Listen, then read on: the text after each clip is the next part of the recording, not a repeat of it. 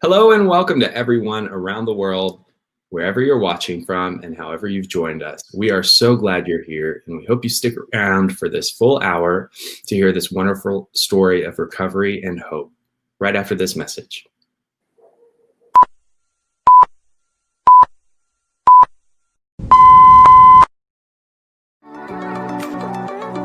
We are live Stop Facebook. where a number of people have The opportunity to share. She's one of our own. They are like Parts to your story that's awesome. You found healing. You found, until I got sober. can't wait for her to share it. I hate to know the different aspects of your story and what. Awesome. Right.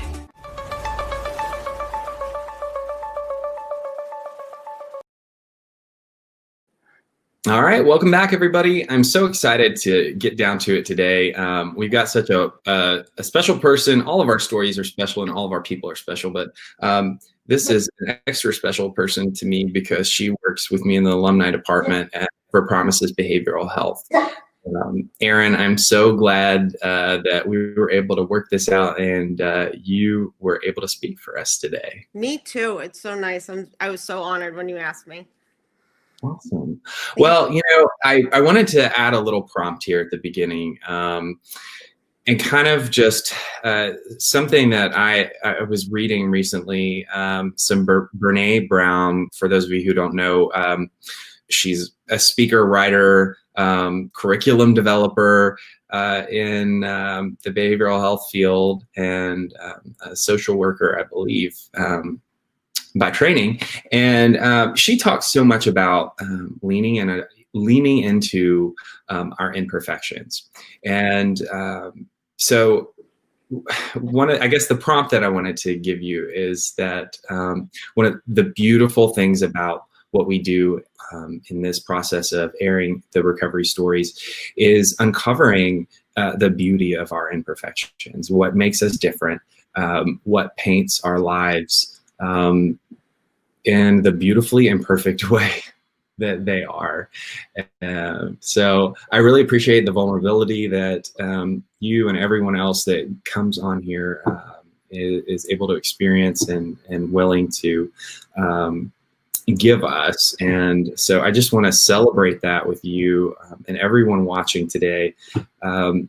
That we are all beautifully imperfect, and these differences and these things in our life that have pieced our journey together make it so wonderful. So I'm so excited to hear yours. Oh, thank you, Patrick. Yeah.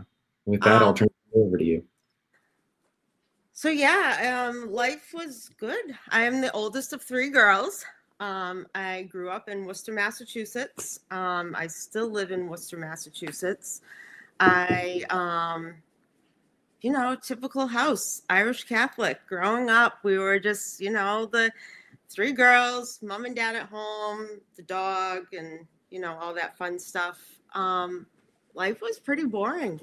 And then it wasn't, because at 17, I got pregnant. I graduated high school on time, and I put myself through college. And at that point, my entire world changed. And that is, I think, you speaking about beautifully imperfect, I think at that moment in my life is when I recognized that, looking back, that's when my beautiful imperfection started. Because that's the only way I could have grown.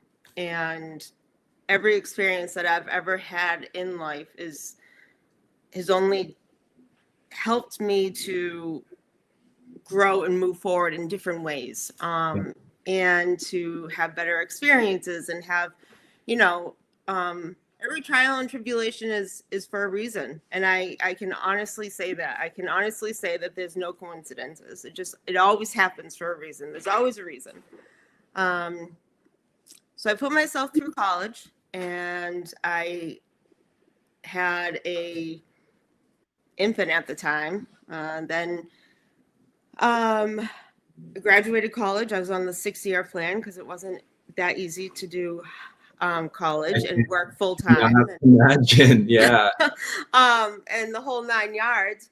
So I finished in during that time I had turned 21 and I hadn't picked up a drink. I hadn't done anything. I hadn't nothing. The biggest crutch and coping mechanism I had was an eating disorder. From the age of 8 until I was pregnant. And then I went into like a remission type during pregnancy. And then I fell back on that. And drinking and drugging I never was a thought in my mind because I was always scared to lose control of myself. So drinking and drugging always scared me. So then I graduated college and I couldn't find a job that would pay enough. So I started bartending. And that's when this little naive single mom that went to college and was so proud of herself realized that there was a way bigger world out there. And that bigger world, it swallowed me whole. It really did. And I let it. I would go out on nights and I would drink and I would have fun. And then I would go home and I would work. And then I would do the same thing over and over again. And it wasn't anything, but I justified it because I put myself through school. I had a child. I did that. I did that. And it was, it was all those justifications. And I didn't see it as an issue when I was first started because I could stop and I didn't. And it was strictly just alcohol at the very beginning. So I was about 24, 25. And then I was introduced to Coke. And my world lit up. That was like the day. Right? I had like come to life that day. And I was like, what have I been missing this whole time? Yeah. And I thought I had made it at that point because I was a different version of myself. I was the version that I always wanted to be on the outside, but didn't feel confident enough to be because I honestly didn't care because I was either too drunk or too high. And I can really identify with that. Yeah. Yeah, I didn't have an issue of making a fool of myself. I didn't have an issue with, coming home at 7 a.m. in the morning before Kayla would wake up. I didn't have an issue with, all of those things. And it's funny because I would have never thought that my life from high school, being a teenage mom, to that point would have taken that drastic of a turn. And so I was in the grips of it, and I was loving life, and everybody kept telling me, you need to slow down, and I kept telling them, you're crazy, I don't have a problem. And the progression of the disease, and it goes and it goes and it happens so fast. And I remember one day looking at myself in the mirror and not knowing what my insides looked like because all I could see was like darkness. I have pretty light eyes, so when I looked in the mirror, I only saw dark. I was like, wow, I don't think I have dark eyes. Like, and at that point, I don't know what it was or what happened, but there was this moment of like strange clarity that I felt this like feeling of, oh my God, I've lost myself. And I did, but I didn't know it yet. I still had to hit a bottom. I still had to hit that other bottom, but I was aware that I had lost myself in some way, shape, or form because I didn't see that myself. I couldn't see myself. So cocaine got way too expensive and my withdrawals got way worse. So I had to stop that and I had to strictly drink. And I was drinking, late at night, and then I was justifying it in, 10 o'clock in the morning, I would say like, oh, okay, it's all right now. And then at 8 o'clock in the morning, and then 5 o'clock in the morning, just to get me going. And, I think back on it now, and I think about all the times that I didn't have any alcohol in the house, but I would use, alternatives to get me through the night. And, and the things that crossed my mind back then that helped me. But I am so lucky to be here to be able to tell this story and to go on and be the light for somebody else, to like help them like fire that spark inside. Yeah. At that point, were you experiencing DTs whenever you, or the withdrawal symptoms whenever you just go that magic number of hours without alcohol? Yes, it was so bad. I used to think that my pores were inside out, so I used to think there were things coming out of me. I was like, I would just sit there and stare at things because I was in like such it was just so bad. And I really thought I had anxiety. I only thought it was anxiety. And I really thought it was because I just wasn't eating and I was only drinking. And I had no idea what alcoholism was at that point. No idea. And when people call me an alcoholic, I thought they were kidding. Like, I was like, no, alcoholics go to meetings. I'm a drunk. And they're like, oh, ha, ha, ha. Like, and I'm like, no, because I always had the perception that an alcoholic was brown bag, smelly old man, that, I had no idea. I had no idea. Yep.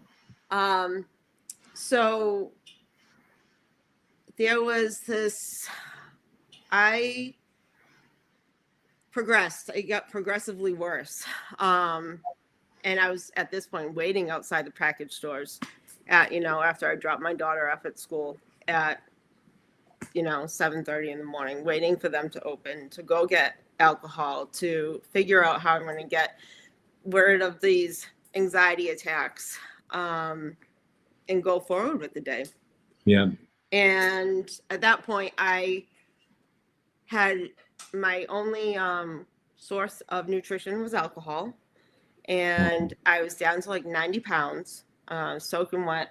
And I seriously thought it was my eating disorder that was causing me to be so mentally distorted and so sick. I thought it was, I had no idea that alcoholism was what it was until I learned about it, until I went through and was taught about my own disease. Because you don't know until you know. And one night, it was February 2013, I got angry and I stomped off in flip-flops in the snow in Massachusetts because I was being a brat and I was drunk. And I thought I was going to walk home from a Walmart to my house, which is probably 7 miles away in the middle of winter. Yeah. Drunk out of my mind. So my husband at the time called my parents because I wouldn't go in the car with him.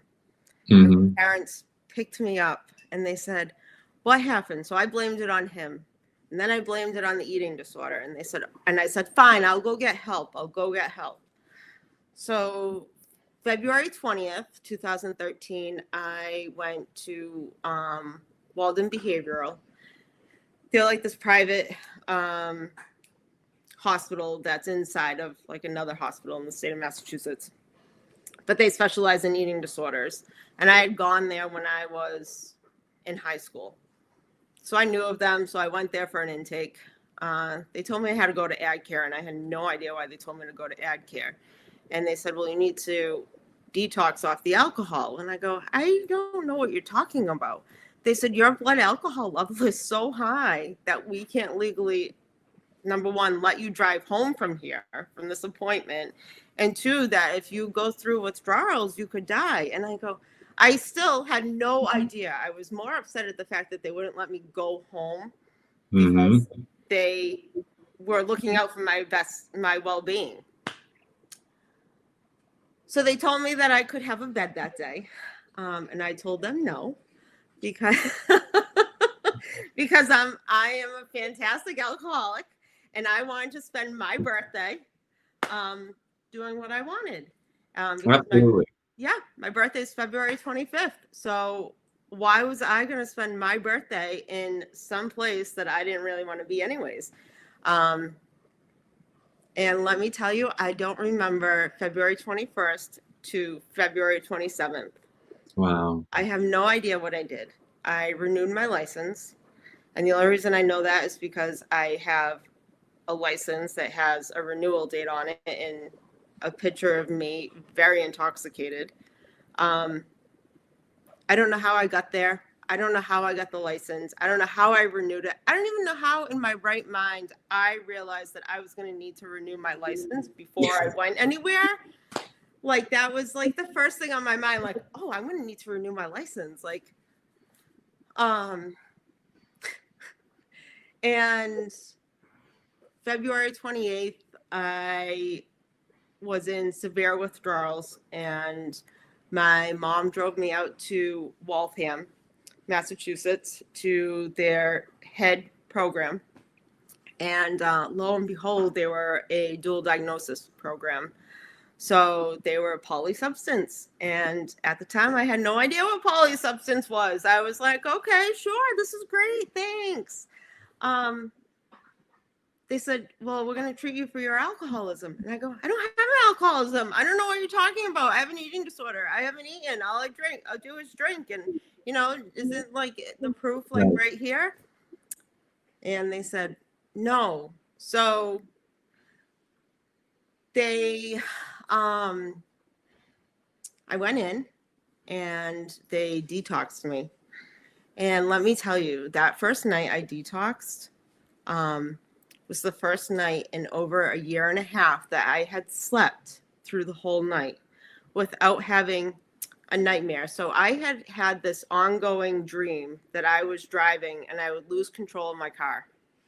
Wow. And I would crash.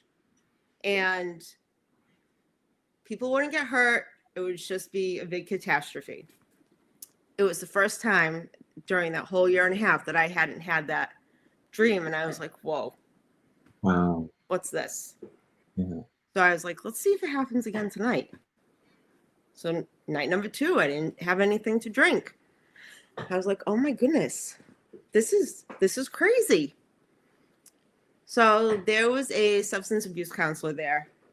His name is Joe. I actually contact him every year on my anniversary to say thank you. Because without him, I don't think I would have recognized the extent of my disease without him being so brutally honest. He told me I needed to go to AA meetings. But first time I met him, he told this story that I could relate to, that I thought he was making fun of me for. It was about how somebody, if they get a flat tire when you're drinking, you either go and call for help or you go across the street to the package store and you get drunk and you sit there and you sit in your sorrows because you have a flat tire and how you're going to move now because now you don't know how to get there. Well, me, that's what I did. I would have a flat tire and I'd sit in my sorrows and I'd walk to the package store and I would, be able to do all of that, but I couldn't figure out how to get my tire changed. Simple parts of life. And I got so angry because I thought he literally was like making fun, but he was making a point. And he was making a point that we're not unique, that this disease affects us. And as much as all of our faces and all of our humanness is different, we're all humanly the same. We all have the same problem. We're all connected in the same way. My illness is similar to someone else's illness, and I can relate to that, and I can identify with this. And those are the pieces that I started to grab onto when he spoke and when he talked to me. And he said, you need to go to AA. You need to do this. And he says, because detoxing from alcohol and benzodiazepines are the only two drugs that you could die from.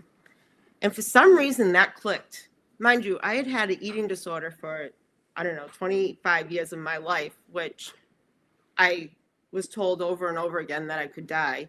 But for some reason, him telling me that detoxing from alcohol or benzos I would risk myself to die, clicked. And I don't know what it was.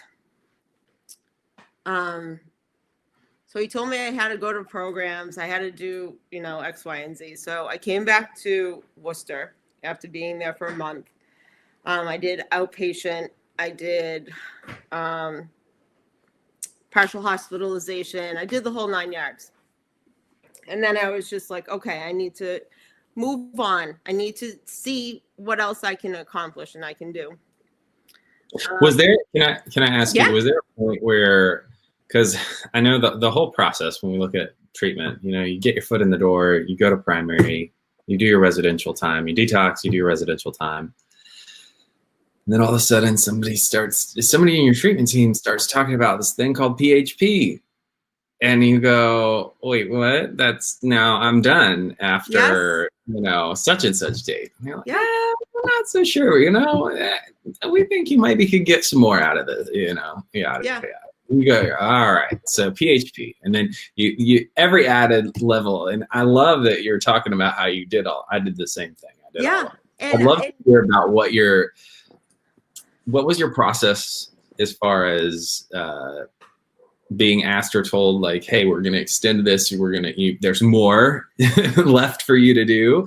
And what was your process of surrender and willingness there? Yeah, that's the thing. Like, I don't know when it happened. And it's so funny because I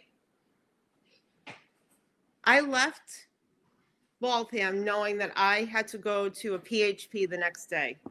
And so the program was from 7:30 in the morning until 7:30 at night. We were required to eat breakfast, lunch, and dinner there and have snacks. Plus, it had integrated alcohol groups.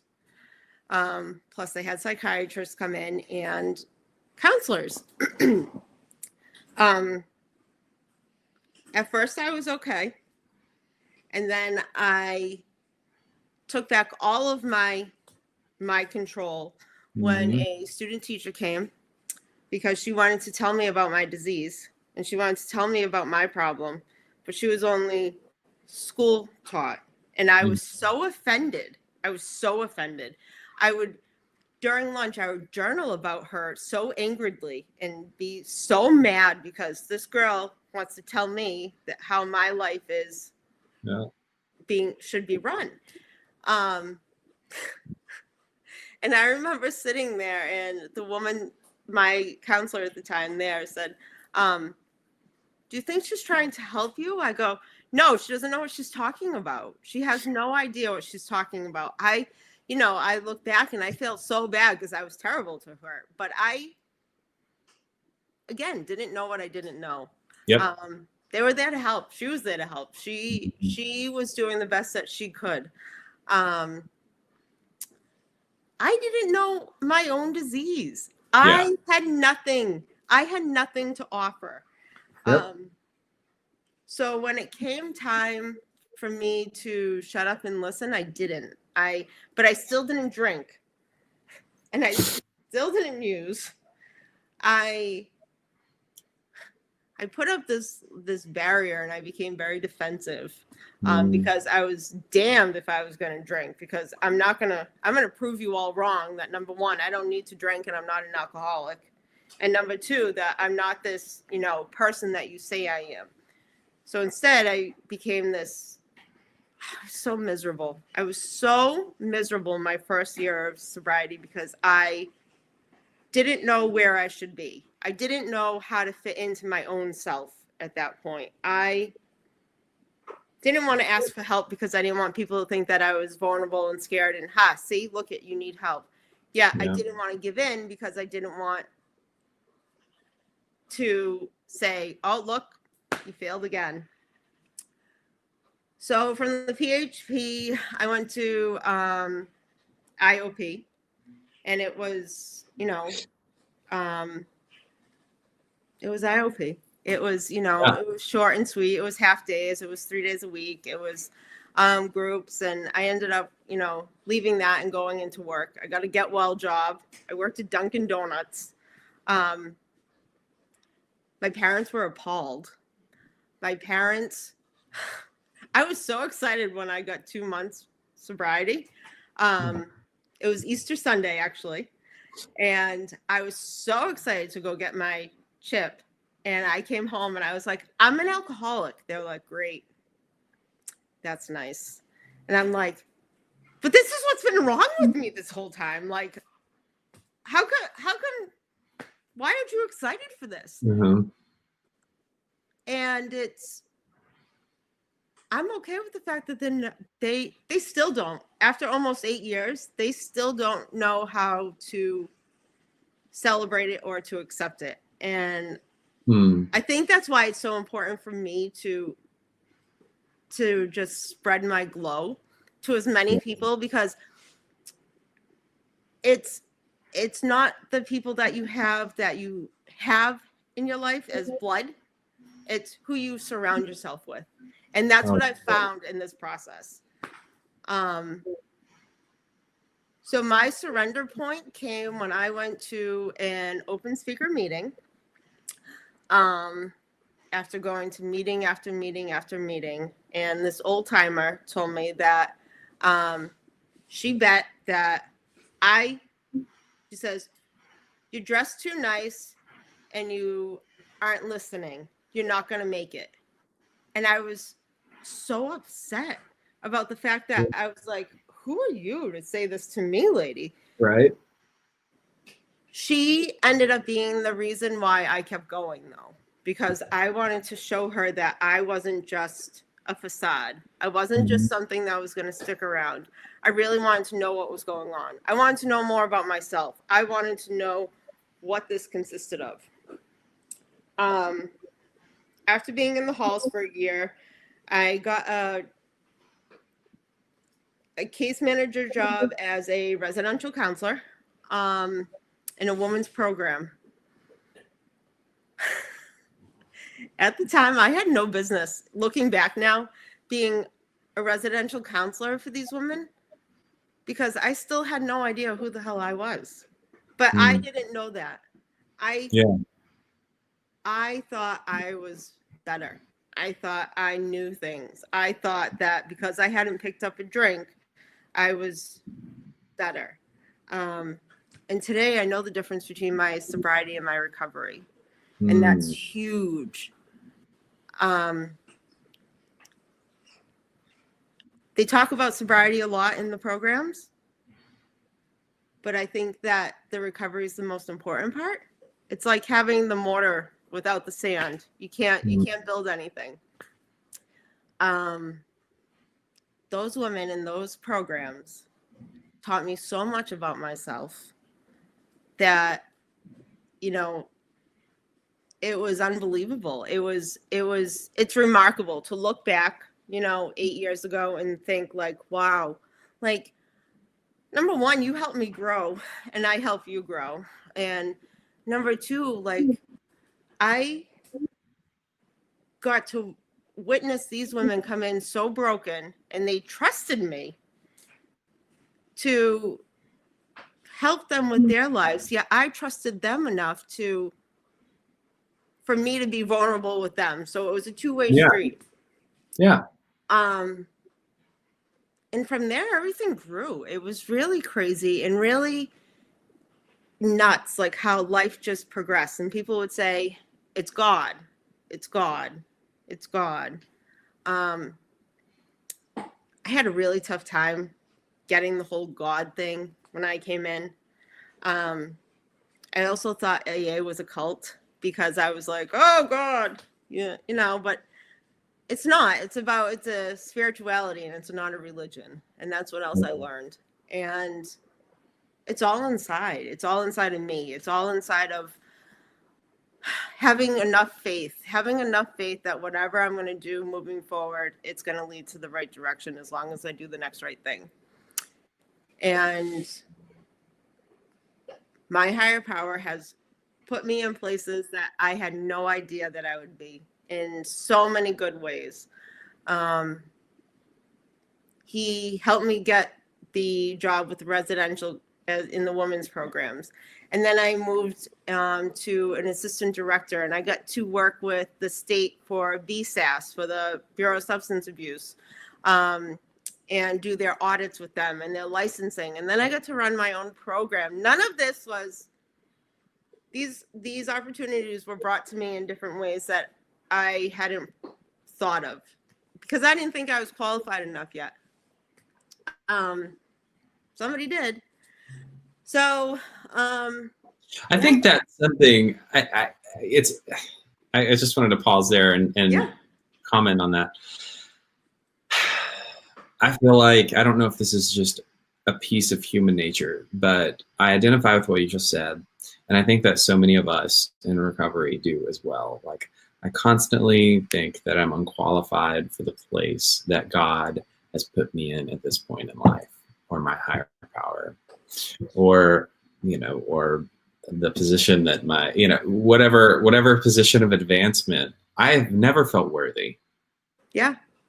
And I don't know if I'll ever stop battling that, but I think it's something that as recovering people, and maybe it's a condition, a basic human condition, I don't know, but I definitely know, I think for recovering people, we all experience some level of that.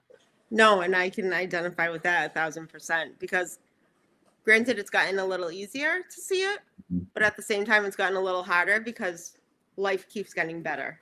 And I'm like, wait a minute. Am I okay for this? Like, am I an adult? Do you think I'm adult enough for this? Like right now? Like, wow. Okay. And then I have to step back and I'm like, yes, you're 38 years old, sweetheart. Like you need to be an adult today and like, accept this. Yeah. But yeah, it's so funny that you even say that though, because after I graduated college, I had a degree. And when I went back to get my transcripts from school, I was shocked that I actually did this. I, for some reason in my brain, thought I made it up. I thought that I was like, no, there's no way that I could actually have done that. Like, there's no way that I actually finished. There's no way. And I had convinced myself of that the entire time I was drinking, though, because that's how little I thought of myself, that I was incapable of doing things. So I remember getting my transcripts and thinking, oh my God, I really did graduate college. Like, this was a real thing. But yeah, it's even in the toughest situations, God puts me there because I need to be there to learn something. And I have recognized that more this last year than I have, I think, ever in my entire life. With COVID and change of work, and my daughter's going to be 21. And, it's just life on life's terms. But I've had to face myself, and that's been the scariest part, is to be honest with myself. To say, no, you're kidding yourself right now. Like, what are you doing? And accepting where I'm at and saying thank you, because I think that's been if I can't see how I can grow from a situation, then I'm going to stay stuck. Ooh, ain't that the truth? Write that down.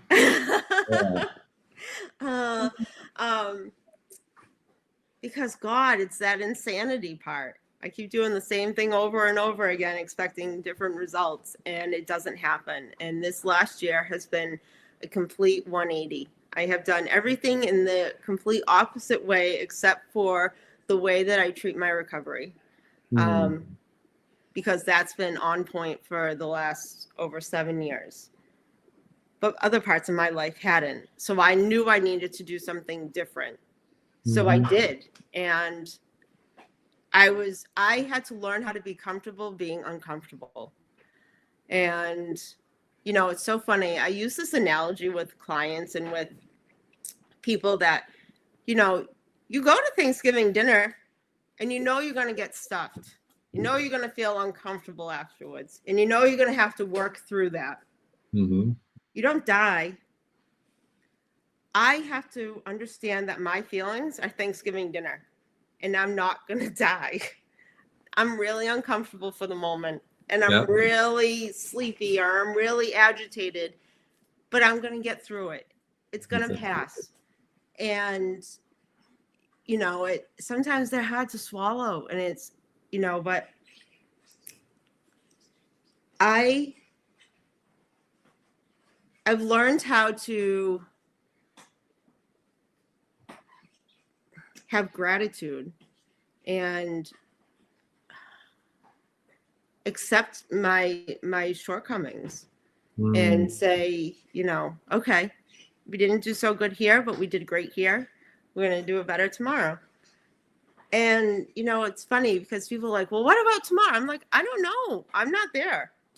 I am at 9:52 p.m., you know, in Worcester, Massachusetts, and that's where I'm at right now. Yep. I don't know about tomorrow, but if I make it to bed tonight, then maybe we'll discuss it tomorrow. But I can't live for the tomorrows anymore, and I realize that because I'll get so ahead of myself that I'll be running on chaos. And I always thought I loved chaos. I hate it. I hate it. I love my patience of that, like I just love the peace. Serenity, calmness. Yes. Yeah. You know, not the monkeys, you know, the squirrels, the circus. Like, I don't need that today. Like, when people's energy is like all chaotic, I have to step away because it makes me so anxious today. And I didn't realize that. I didn't know I was an empath, and I had no idea. I had no idea that my energy was fed from other people's energy and that I could feel everything. And until I could recognize that and learn how to separate myself, I was just a giant ball of mess.